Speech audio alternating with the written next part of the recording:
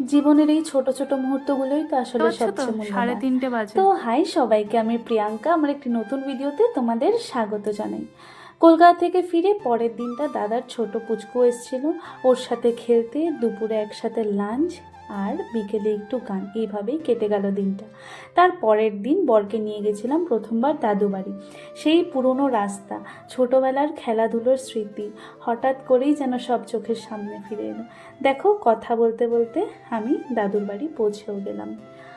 ওইখানে গিয়ে দিদা, মামি, মামা সবার সাথে কত গল্প, কত হাসি, কত স্মৃতি জমে গেল মুহূর্তে। তারপর বরকে প্লেট ভরে মিষ্টি, ওখানকার রান্না একদম মায়ের মতো।